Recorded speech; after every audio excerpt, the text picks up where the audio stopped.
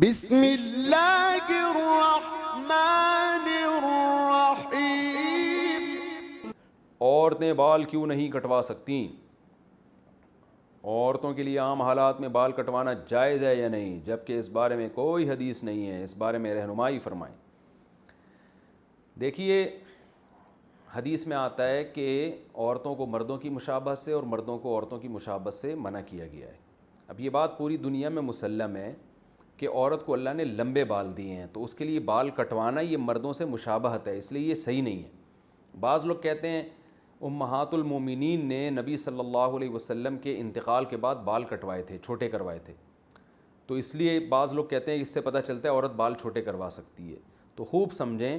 کہ امہات المومنین نے نبی کے انتقال کے بعد جو بال چھوٹے کروائے تھے وہ زینت ختم کرنے کے لیے، کہ اب شوہر کا انتقال ہو گیا تو ہم نے بالوں کی زینت کس کے لیے، یہ تو شوہر کے لیے تھی، تو زینت ختم کرنے کی نیت سے تھوڑے سے چھوٹے کروائے تھے بال انہوں نے۔ جبکہ آج عورتیں جو بال چھوٹے کرواتی ہیں وہ فیشن کے لیے، زینت پیدا کرنے کے لیے، تو یہ تغییر خلق اللہ ہے، یہ اللہ کی تخلیق کو بدلنا ہے، کہ جس چیز میں اللہ نے زینت رکھی ہے لمبے بالوں میں، آپ اس کے خلاف کو زینت قرار دے رہے ہو، تو یہ اللہ کی تخلیق کو بدلنا ہے۔ اس لیے عورت کے لیے ناجائز ہے یہ کہ وہ زینت کے لیے بال چھوٹے کروائے۔ اس لیے علماء کہتے ہیں کہ اگر کوئی اس لیے بالوں کے کنارے چھوٹے کر رہی ہے کہ اس سے بال صحت مند ہو جائیں گے تو یہ جائز ہے۔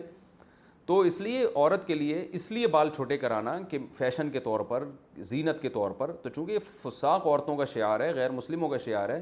تو یہ مسلمان عورت کے لیے جائز نہیں ہے۔ اور اگر ویسے ہی چھوٹے کرواتی ہے کہ وہ بالوں کی نوکیں چھوٹے کروا رہی ہیں کہ تاکہ وہ تھوڑے سے ایک لیول میں آ جائیں تو یہ جائز ہے۔ اور اگر کوئی اس لیے چھوٹے کروا رہی ہیں کہ بہت ہی لمبے ہو گئے ہیں، سنبھالنا مشکل ہے، تو بھی جائز ہے، لیکن اتنے چھوٹے کہ مردوں سے مشابہت نہ ہو۔ تو اس لیے علماء کہتے ہیں کہ کم سے کم جو ہے نا اتنے بال جو کمر تک آ رہے ہوں اور جو جس میں چٹیا بن سکتی ہو، بعض علماء نے یہ بھی کہا ہے کہ جو عورتوں کے بال ہوتے ہیں کم از کم چٹیا بن سکتی ہو اس بالوں میں، اگر کوئی بنانا چاہے، تو اس سے زیادہ چھوٹے کرنے کی اجازت نہیں ہے۔